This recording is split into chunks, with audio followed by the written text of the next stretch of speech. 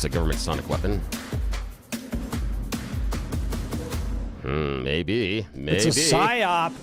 Could be. It could be, my friend. Wait till Candace Owens finds out I'm on Turning Point's advisory committee and I work for the Romney campaign. No one here on I'm ready to become a... Come on, Candace. Nobody here on the show thought you were a Satanist, but evidently. Yeah, right. Pull it all together. Yeah, evidently. Yeah, oh well. I was at home when Charlie was shot. Oh, that's because you had heard from the Egyptians. That's that right. You weren't supposed the to Egyptian be there. planes. Yeah, I think that's what it was. Yeah. All right. Yeah. That or the lizard people that live at DIA. One of the two. It is something. All right. Well, you've tuned into the Jeff and Bill show, where we are conspiracy theory light compared to Candace Owens and some of the deep conspiracy theories there. But we'll get to that and more. Plus, Trump moves to ban big investors from buying single-family homes. Is this a good move? Is it actually going to change anything? He's also buying up some bond packages. So, could we see some improvement in the housing market? Now is time, though, for the news. Blake Olson. Blake Olson, news and comment. Good morning. It is Monday, 34 in Denver, as Jeff and Bill have kicked off the week. It's been a great show so far, and we are expecting a high of 56 today. News sponsored by Pastor Camp Heating and Air Conditioning at 303-777-1234 to learn more about special savings opportunities on Lennox equipment.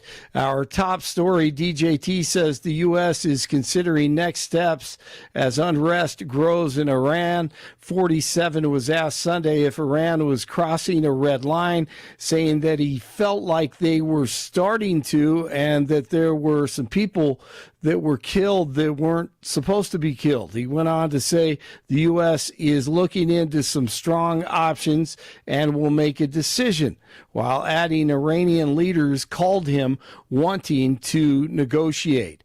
Homeland Security Secretary Kristi Noem has accused Minnesota Governor Tim Walz and Minneapolis Mayor Jacob Frey of inflaming the public following last week's deadly ICE shooting of the woman from Colorado Springs who wasn't listening to officers and tried to run over one of the officers. DJT. I think, frankly, they're professional agitators. But just And I'd like to find out, and we are going to find out, who's paying for it. But just With their brand new signs and all the different things. But these are professional agitators, and law enforcement should not be in a position where they have to put up with this stuff.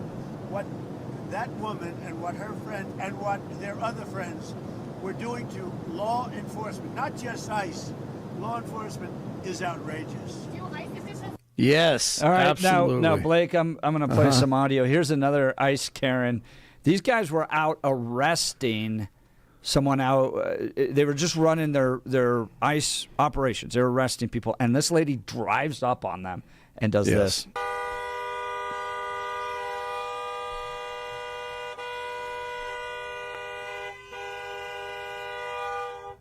Another objection! Don't shoot us! Don't murder us! So I'm launching a new company.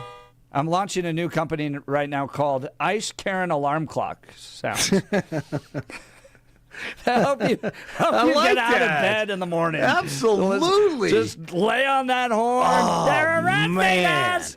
They're arresting us. Now, where was that? Was I that think in that was Colorado Minnesota. Springs? No, I think that was Minnesota too. Who knows? They're all over the place. I mean, that's what I'm saying. All this, blocking traffic, honking your horns. I will tell my kids, and I think I already have, if you were to ever do anything stupid like that and ridiculous, anything is possible. Number one, you could get hit by another car in traffic. And then number two, police could think, you have a bomb on you, or who knows? I mean, what do you think? Everything goes downhill from there when you try to block there is traffic. an entire Darwin Award section for the ICE Karens. who put themselves in these stupid situations. Like I remember talking to my kids when all the news first started about Renee Nicole Good, where I was like, if you ever come to me and are like, you know what, Dad, this afternoon we're going to go interrupt some federal law enforcement operations. Yeah. I would lock you in your room and be like, until you realize you're not on a suicide mission, because these are people that carry guns. They're in high tense, totally lawful, high tense situations, and you're just inserting yourself in them? Yeah. And I remember when I first had my first child, all right, the last thing I wanted to do was do anything high risk that would jeopardize me from being their parent. You know what I'm saying? She knows she has a child at home or at school or wherever. What are you doing, clown? Here's a protester in the Springs. To find out that person was my age. Okay, that doesn't matter. I'm sorry. With a child that was never Now that matters. going to hug either of their parents again. Yeah, they're not going to hug either of their parents again because they freaking brought it on themselves. That is from the town that I am from. That doesn't matter at all, but I hear you get all emotional because she's from the Springs. Really, really made it hit. So all lives are equal and all lives are valuable. Yes. Not until they're born, apparently, in that worldview. Boy, you got that right. Yeah, the police officer or the ICE officer wasn't worried about anything. He wasn't thinking about his family or his loved ones. As someone is punching it, about to freaking hit you with a car. Well, I don't know. She didn't turn the steering wheel this way, and she was just trying to get... Shut up. Everybody knows this is all paid for protesters, lefty nut jobs. People need to go back to work, raise your kids, and shut up. Well, you don't have to shut up. You can just peacefully protest like people on the right do, except for on J6 when they, I get it. We just tore down the Capitol. There wasn't any, weird stuff going on there.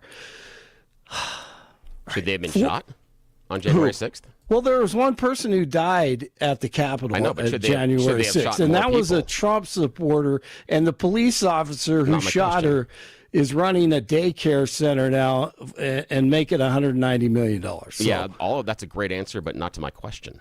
What is the question? Should more people at January 6th have been shot? It depends. No, absolutely not. Why not? Because, how many? And this is what I'm asking, Blake, is because what I'm hearing from you is that based on what you saw in Minnesota, you felt that level of violence was it was necessary to respond to that by shooting her. So because she had control of a weapon, and it was called a vehicle. Wait. But again, hang on a sec. Remember, so if it's a control of a weapon, we had a police officer that was dragged downstairs and was beaten by a flagpole with an American flag on it. Those people weren't shot. We had people that were attacked. We had an officer on January 6th that was attacked and beaten so badly had fractured vertebrae. We had an officer that was attacked and suffered permanent brain damage. We have video of an officer being crushed between doors where the mob behind him is pushing him so hard he's screaming and blood is coming from his mouth. I submit that all of those people are in greater danger than the officer in Minnesota at that point in time. I would say if the level of violence was commensurate, then more people should have been shot on January 6th. So I don't think so because they didn't have a car with an accelerator punched to the floor and about to run him over with the vehicle. How do you come to the conclusion that she punched it when the accelerator went all the way to the floor and she was about to hit him? How do you come to that conclusion? Help me understand. Well, I saw the wheels. I mean, you saw the wheels spinning. Yeah, on what? And what were the wheels on? They were on pavement. No, they weren't. They were on snow. Guys, well, that makes it even worse. Okay, all that matters is whether or not the officers had reasonable perception as to what the risk was and whether or not his response was justified as a result of that perceived risk. And my point being, Billy, that if those officers in January 6th felt like their lives were in danger and had shot those people back, you'd be defending them right now. Perhaps depends on the situation. It would depend on the situation All at that time. has to do with whether or not the officer's reasonable perception. It of would depend on the situation, and it would just like it depends on the situation inside of Minnesota, and the reasonable perception. And what I see is the reasonable perception of when you see that video and how close he was to the car and how the car came forward. At no point do I come to the conclusion that the person standing there has their life in danger. At no point do I come to the conclusion that that puts his life in danger. Really, and even when he was getting hit by the car. Yeah, no. I never at any time. And here's the reason why. I've been in parking lots and I've been hit by cars traveling about that fast from that distance, coming in out of concerts, coming in out of schools. I have been in those situations. I've been in crowded parking lots. I've been in that where you're walking by and someone's angry about it and you guys better move. Yeah, I've been hit by it like that. Never once felt my life was in danger because of proximity, direction, other information I was taking in at the time. That's all I'm saying. Is I can't understand how anybody comes to a reasonable conclusion that was a life-threatening situation and then continues to open fire after the car is passing by them. That's it. Yeah, and that's a question I have. Is I thought the officers on January 6th showed remarkable restraint, and I'm asking for this officer as well to show remarkable restraint, and he didn't. That's my critique. I think all of them have up to this point. And you could make an argument, which you are, but I say peacefully protest. Don't block streets. Don't wreak havoc. Don't, honk your horns like bat out of hells and take off. And he may have saved people's lives on the other end by shooting her. She was driving recklessly out of there, and maybe he saved lives. That's the way I look at it, because I don't want that lady on the road driving like that in her condition. I mean, give me, There's video. The condition where she says, it's okay, buddy, I'm not mad at you, that condition? Oh, come on. Well, she shouldn't be mad at him. What? He's just doing his job. Yeah, right. And she's acting like a fool. There's video now of St. Paul, Minnesota Border Patrol agents smashing the windows of radical activists, blocking their operations, yanking them out of the car and detaining them on the spot. They're not screwing around anymore. They're done. Zero tolerance for anyone impeding law enforcement. It's exactly right. That's true. They're all paid. Michael Allen, DA, 4th Judicial District, on with Jeff and Billy last hour. He's running for Attorney General in this state. At least the last decade now, we've had total control by Democrats of statewide government. You know, the governor's office, Secretary of State, Treasurer, Attorney General, the 2 senator positions. So any statewide office essentially has been run by Democrats. And over the last 10 years, we've really seen a deterioration of public safety in the state of Colorado. We've seen decriminalization of dangerous drugs like fentanyl and methamphetamine and heroin and that kind of thing. All right, so he's going to try to win that race coming up. Broncos will play host to the Bills this Saturday at Mile High in the second round of the playoffs, as the Bills, they had to come back to beat the Jags, and they are on their way here to Denver to see if they could knock off the number 1 seed, the Broncos. Patriots beat the Chargers. They will take on the Texans or the Steelers, who play tonight. The Steelers, 23 straight victories at home on Monday night. Will they win another one tonight? We shall see. NFC, Christian McCaffrey was incredible, and the Niners beat the Eagles, and they end their season. They will face the Seahawks, and the Bears and the Rams advance this weekend. Bucks and Nuggets, and the Nuggets win 108-104. Avalanche in action tonight against Toronto at 8 o'clock downtown. 32 in Broomfield, 33 in Highlands Ranch, 34 in Denver. You're waking up with Jeff and Billy. I have to play this real quick because George texted in, and Mr. Allen had a great response. Yeah, I think I know who that is. I think he's munching on a dirt biscuit right now. And, what I do is I think outside the box, so I joined the Navy, and George went the easy route and went to the Army.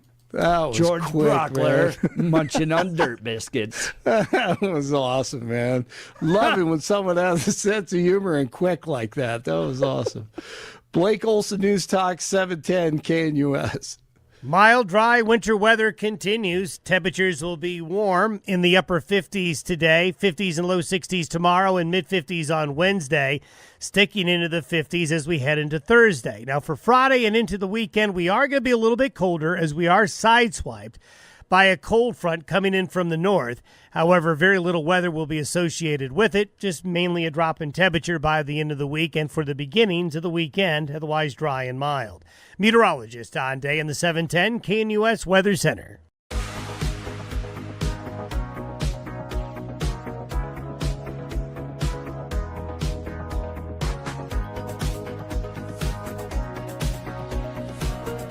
Text messages hot. Continue on the Minnesota issue.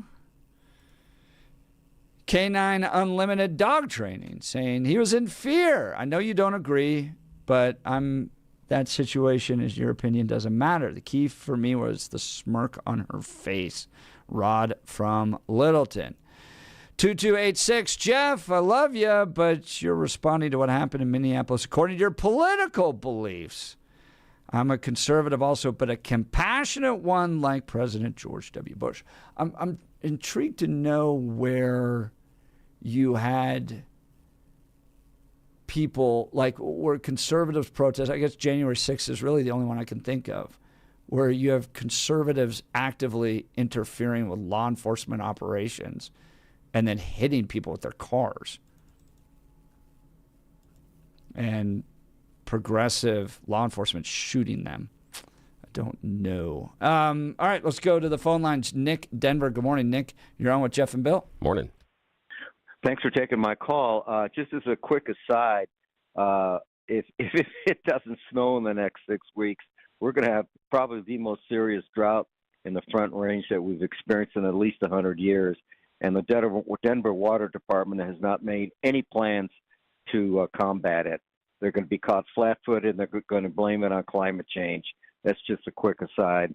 But anyway, as far as what happened in Minneapolis, it's obvious that the other side has done their homework, and the whole rules of engagement are going to have to be looked at and changed completely because they know exactly what buttons to push to get their results. And what they want is a confrontation and something like Minneapolis happening again. And then they can blame it on the administration. They can blame it on whatever they want to blame it on, but they will never assume any responsibility for what they did.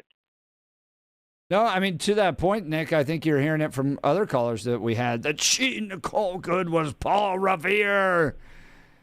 Well, if that's the case, I mean, are we going into a civil war? Is that what you want? A battle? I mean, people are hanging up banners saying kill ICE. So Well, are we on the that's what I mean. precipice of violence here? No, I mean, but you have to deal with the situation the way it is, and the rules of engagement are going to have to change. And this was a horrible incident where things got out of control quickly, and the policeman or the ICE agent made a decision. He thought it was the right one, but it turned fatal. And this is going to happen again. And of course, they're going to blame it on the police. They never assume responsibility for anything. Nick, Denver, appreciate the call. Thanks so much. Nick's line is open. If you'd like to give us a call, 303-696-1971. Let's talk Dan Caplis with Dan Caplis Law. Dan suggests you should choose a lawyer who shares your values because who you choose to represent you in an injury case says a lot about you to everyone involved in the case. Dan Caplis is the son of a police officer and a former seminarian who's dedicated the last 40 years of his life to helping people who've been hurt in serious motor vehicle crashes. Dan is believed to be the only lawyer in Colorado history to win 5 straight multi-million-dollar verdicts in Colorado crash cases. Dan is also believed to have won the largest truck crash verdict in Colorado state history. Dan Caplis Law is the official law firm partner of the Denver Nuggets and the Colorado Avalanche. Dan Caplis Law is a serious firm for serious cases. Dan accepts righteous injury cases on a percentage fee basis so that he can represent good people from all walks of life without regard to ability to pay. So if you need Dan's help, give him a call. Here's the phone number, 303-770-5551, 303-770-5551, or hit dancaplisLaw.com. That's Dan, C-A-P, lislaw.com. Let's go to Jeff and Golden. Good morning, Jeff. You're on with Jeff and Bill. Morning. Good morning, guys. How you doing? Good. How are you? What's on your mind? I was just after watching the video and everything, one thing that people aren't mentioning that I haven't heard is the fact that most cars have traction control. So even to get the wheels to start spinning like that, you have to mash the throttle. You know what I mean? And if it didn't have traction control, she probably would have spun the thing sideways and crushed a guy or whatever onto the side of the car, I'm not sure. I don't know. It's a Honda Pilot, and I'm not certain if that one has all-wheel drive or not. And if it is traction control's been pretty standard for a couple decades, I think. Yeah, but inside of the traction control is not necessarily the same thing as all-wheel drive. And so with the traction control, if the tire in the back is necessarily spinning, then it allows the other one to have more grip, but it wouldn't prevent the tires from spinning. And I just say that as someone who has traction control on cars and has gotten stuck in the snow. The tires still spin. And we don't know, and again, we're going way down into the rabbit hole, but we also don't know what her tires looked like at the time. Because if her tires have more or less tread, that would allow for more or less slippage. But regardless of that, the information that we have is not just the tires spinning at the time, Jeff, is also we can see through the windshield that she is turning the wheel hard to the right, and she's looking to the right. As she backs up, she then begins to turn hard to the right and is going to the right. She's trying to leave. Now, in my opinion, what she does is, and all of us have done this before, that she pushes on the accelerator before she completes turning her wheels all the way to the right, which gives you a wider turn or arc in that turn. That's what I see. I don't see anything where she aims the car at the officer and is trying to run him down. And I think that's where, in my mind, the officer makes a mistake. And unfortunately, it is a deadly mistake. But I think he totally misreads this situation. But what can be totally deadly as well is making a quick movement like that when the roads, you did say they are icy and stuff like that. And when you decide to leave in a situation where the roads are icy like that, in a big hurt, and you hit the throttle quick, and the car can slide around violently. Yep. It can hit people. That is the wrong time to push the throttle to get away really quick. I mean, it really is. You've got to have a little more experience with the ice. You know what I mean? Because you're also, putting everybody, Jeff, even if in a parking lot like you said downtown, if somebody was to smash the throttle when you're coming out of a concert, and if it's different, if it's dry, but if it's icy, you're really putting everybody at risk because you're going to lose control of the vehicle. You could. Yes, you could. And the other part is then you also shouldn't be standing in front of the vehicle. As soon as she backs up, the most reasonable thing for that officer to do is take 2 steps backwards and 1 to 2 steps to the right. That takes him out of the arc of where she's leaving. And again, remember that when he's standing there, she backs up first and then goes forward. He has enough time to ascertain whether or not this car can become a threat. And after it backs up, he has enough time to move out of the way. And that's, again, part of the judgment process. Now, I just want to share this with you for a second, Jeff, and Jeff, my partner on air, and also the audience. I think, personally, that part of the reason he made a bad decision was because he wasn't focused on Renee Good at being a threat. I don't think that he thought that's where the threat would come from. It's about threat ascertainment. He's in a group. And I think there are other people around that he believes are more of a threat. That's why he's not concentrating on Renee, and that's why I believe he comes to a wrong conclusion about her actions and her intentions. I think it's a mistake. And you're also talking about a guy that just got drugged 100 feet 6 months prior. Yeah. I mean, he literally almost was killed doing this type of a thing. So the guy's probably a little, that's another one too. Like we can't even speak to that. I mean, if you've been drugged 100 feet, you're not going to be, that's going to change a person. Oh, it is. Well, one thing is I wouldn't put myself in front of the car, but the other thing is, and again, this is totally not fair. I preface this, Jeff, my partner on air. This is totally not fair. But because of his previous incident being drugged by the car, I feel that's why he pulls the trigger twice when he's standing to the side of the car. I think it is left over from that incident, him still being afraid and scared. I think because to me, I can't figure out how, if you believe your life is in danger once you're to the side of the car, why you continue to pull that trigger. I think it's left over from that incident. Not saying it's right or wrong. I'm just saying that's where it comes from. Yeah, Michael Allen had a better response to that. That he actually had incredible control. Text messages, similar ones coming in. Were her actions law-abiding at the moment?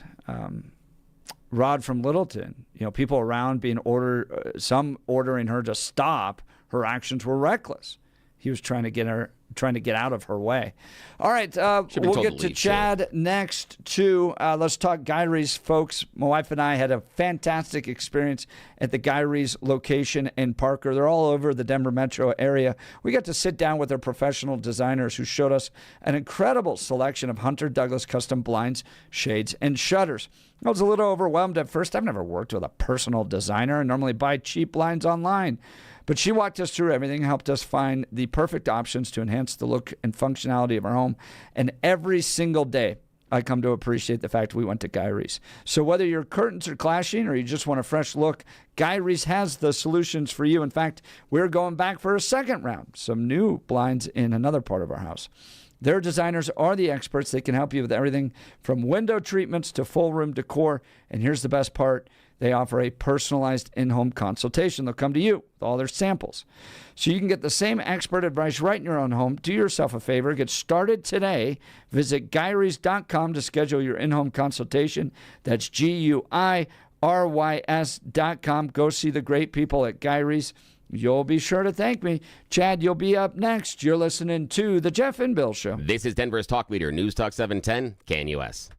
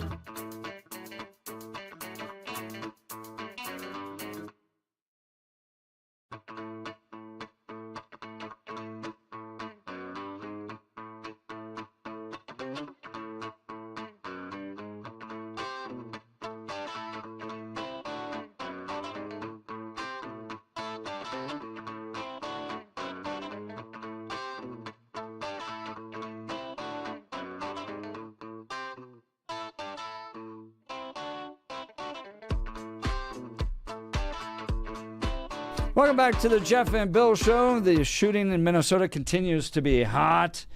Karens empowered all over the country to go throw themselves in the middle of a federal law enforcement investigation. Operations taking place, arresting bad guys. No, we got to be a part of it. Mild. Another abduction! Don't shoot us! Don't murder us! You know, if you didn't drive up and start honking your horn on them, you don't have to worry about being shot. You know, just go about your days. What does this say about what's happening in America? People now putting banners up. Kill ICE. Protests. In Colorado, folks down in Denver, I saw video footage down there where they were saying, we need to respect everyone, the sanctity of human life, except for ICE and Denver PD. So is there more violence coming? Trump administration not backing down. Videos coming from St. Paul. Someone tried to interrupt a law enforcement operation there. They just broke the window and pulled the guy right out of the car. They're not putting up with it. Is that the right response? Let's go to Chad in Greeley. Good morning, Chad. You're on with Jeff and Bill. Good morning. Well, goodbye, we Chad. Lost Where'd Chad. Chad All right, go? call back. In Yeah, the I know. meantime, let's talk modern, rugged leather. From city streets to mountain trails, your gear should go wherever life takes you. That's why at Modern Rugged Leather, every bag is handcrafted from premium, responsibly sourced leather. Designed to look sharp, last long, and tell a story of its own.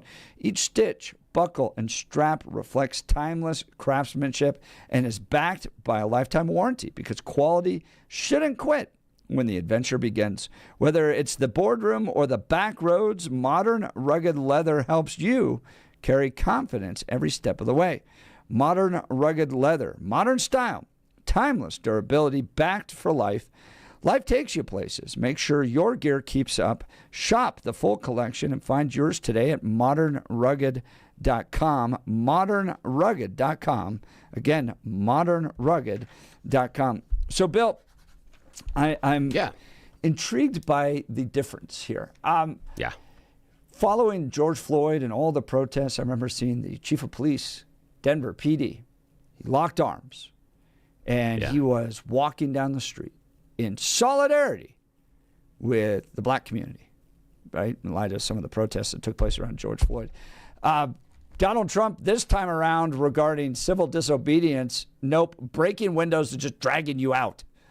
Is this going to escalate the situation? Do you see the ICE protesters, the anti-ICE protesters, kind of responding in likeness to the increased response coming from the Trump administration and ICE?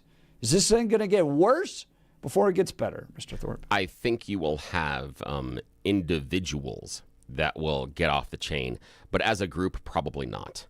And the reason why, I think, again, you never know the behavior or mindset of lots of people that gather as far as protests, but I have a feeling that those individuals that were responsible in group settings for some of the violence surrounding Black Lives Matter and those protests saw how after the violence they didn't impact or get the change they were looking for. They didn't get to the end of the violence didn't result in the change they were asking for. So I'm less convinced that it's going to turn that way right now, but I do think there are going to be individuals out there. And the one that I come back to that we haven't heard a lot about was it Arizona? The guy that was across the street or a couple blocks away that was taking shots at the guys out as they were going into the ICE detention center. And that's the kind of thing that I'm worried about. I'm worried about those individuals that won't necessarily show up at an ICE enforcement action. I'm not worried about the people that are going to show up there and start honking their cars like the audio we've been playing this morning and yelling at people. That is going to be a problem, and that is going to be a distraction. But I am convinced that if someone wanted to do serious harm to those agents, they're not going to stand there in front of them and do it themselves. It's going to be at a distance. It's going to be something where I'm taking a rifle and I'm going to be several blocks away because it's easier for me, the shooter, to avoid responsibility that way. So that's what I think it would be. I don't think we're going to see large-scale riots. Bill, I disagree with you that they didn't get what they wanted out of the 2020 riots. Oh, yeah? Okay. What they cool. got was the election of Joe Biden. And that is what this is about. Someone asked on the text messages. Just for a sec. Yeah. So you think that the Black Lives Matter thing, the purpose of that was to elect Joe Biden? 100%.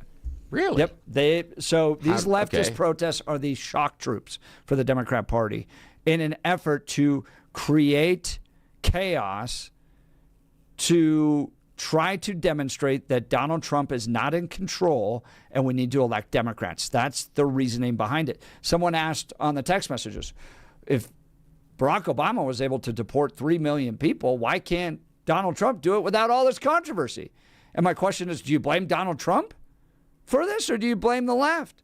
Because if Barack Obama deported 3 million plus people and did so without, Karens driving up their cars, doing that every time they went out, who do you blame? The enforcement actions the same?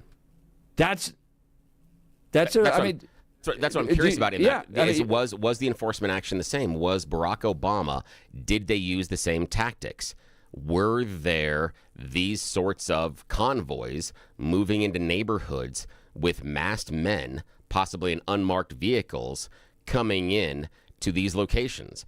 And I would say no, that's not how it was handled at all. During the Obama administration, were they showing at people's detention meetings and the idea of their asylum meetings and deporting them that way? I don't think so. How do you think he got rid of 3 million people? By asking nicely? Well, yeah, in some of it, yeah, probably in some ways. But what he didn't do is it didn't seem to have a militarized law enforcement force rolling around town. And for me, I think that is purposeful by the Trump administration, because part of this is the visual.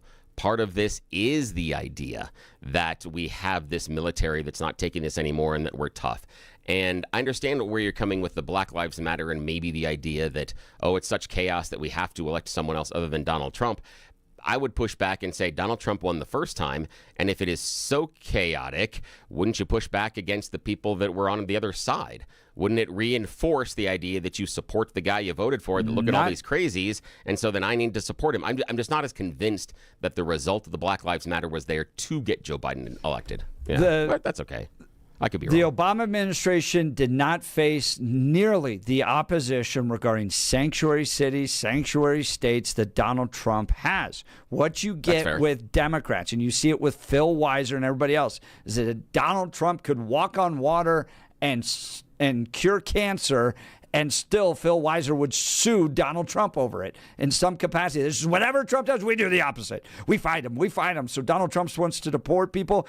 Sanctuary city, sanctuary status. And if you're law enforcement that's locally that works with federal ICE, we're going to investigate you. Why? Because we want to protect illegal immigrants? In part, but really, we want to oppose Donald Trump. That becomes the point.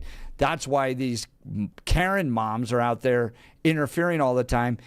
They hate Donald Trump. They want to interfere. Barack Obama can deport 3 million people. They shrug. But just because Donald Trump's trying to do it, now we must fight him. Now we must interfere. Well, feel free to join the conversation. Would love to hear from you. Give us a call, 303-696-1971. Text us on the Dan Caplis Law text line, 720-819-5115. I think it's going to get worse. I really do. I think that the left wants civil war, as you heard from David. They believe they're Paul Revere. They're fighting the evil Trump administration. And they're, as we see over and over again, whether it's Charlie Kirk or my own assault, they're willing to escalate to violence. You're listening to The Jeff and Bill Show. This is Denver's Talk Leader, News Talk 710, KNUS.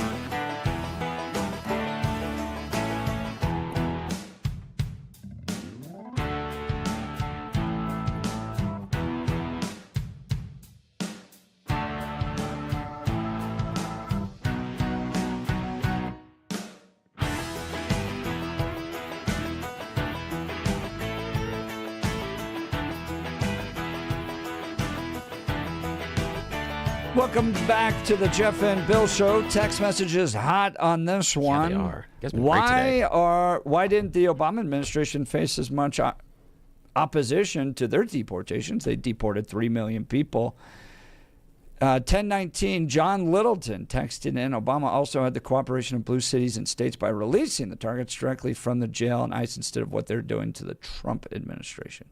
Interesting. Yeah, I do think that there's some things there with the sanctuary city policies that, in an instance like what we had in Minnesota, if law enforcement was present, I have a hard time feeling that altercation gets to that level on many situations. Right. So I do think that there is some there. And also, though, I think Obama went about it differently. Now, I do remember during the Obama administration, so many people on the left were calling him the deporter-in-chief. He was getting a lot of critique from especially the far left, that he was arresting way too many immigrants, deporting way too many people, and wasn't being compassionate at all.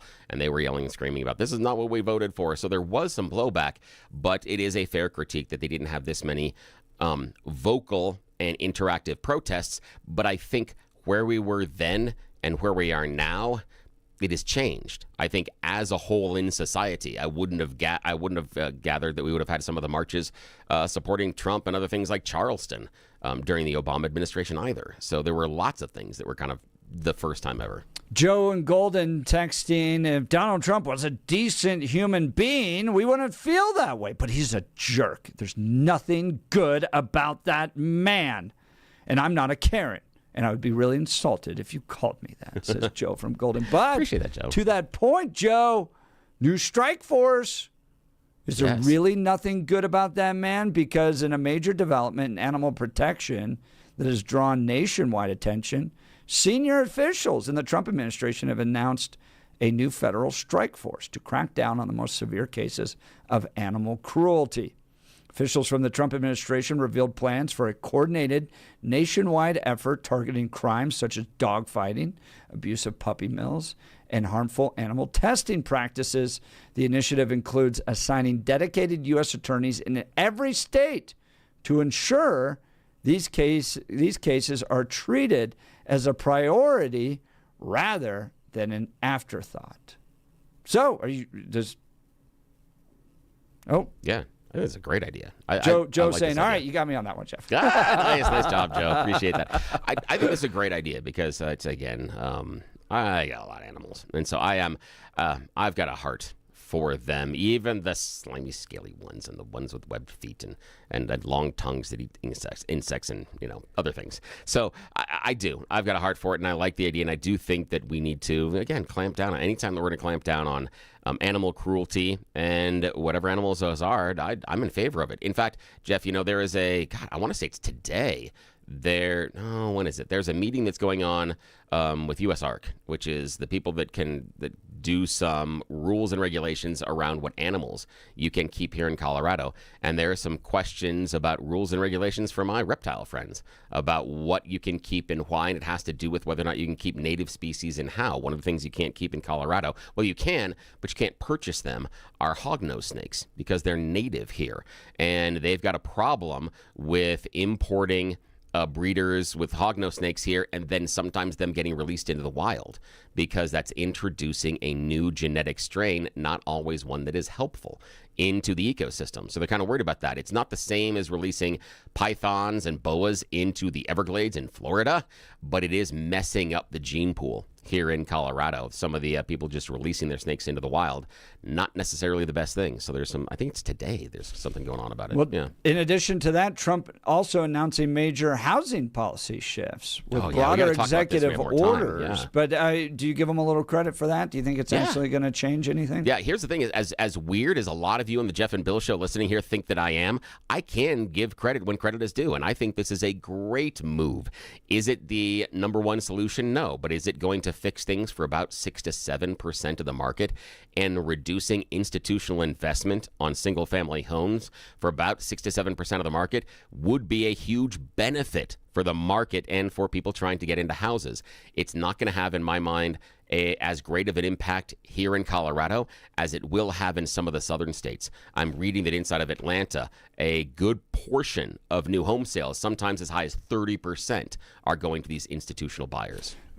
You know, one of my favorite movies is The Big Short. Oh, yeah. With Steve Carell and some of the other folks on how the big agencies, the big financial agencies can manipulate the housing market to their benefit. Oh, yeah. Absolutely. So I see this and I'm like, well, to your point, I think it's smaller. I think it's more like 5% of the market, but it could be 6 or 7%, as you mentioned, that are going to be impacted by this. I think the real culprit in preventing homes from becoming more affordable is just the lack of inventory that comes from an overregulated state like Colorado and California that just, like, the only people that can build a home. Like, we used to build homes out of grass and sod in this country. Now you have to be a developer to build a home. There's no other way to do it. So, because they're the only ones that can put up with all of the restrictions out there and navigate them and hire the attorneys and go to all the meetings to be able to develop homes. So I do think it'll help out a little bit, and I'm sensitive to how those major financial industries can manipulate the housing industry to make money. And I think that one of the most important things that we've seen is that for the average American, home ownership actually ends up being their greatest investment. It's not 401k, retirement plans. The majority of Americans, their retirement plan is the rising value of their single-family home. And that's the trade-off. And that's why I think it's good to get the institutional investors out of the single-family home business, because I want the individual to be able to amass that as far as an asset, not the larger institutional investors. You guys go buy condo buildings. That's what you need to do. Go do that. You've got enough money. Well, it's been an absolutely fantastic show. Thank you to everybody that jumped in and joined the conversation by giving us a call. This is what makes the Jeff and Bill Show absolutely, totally unique in Colorado. Nobody else gets to jump in and debate like we do on the radio. So join us tomorrow. We'll be right back, and Catholic Vote will be with us tomorrow. So not going to want to miss that conversation as the state has to pay up. We'll cover that. You're listening to The Jeff and Bill Show. KNUS. Enjoy your Monday.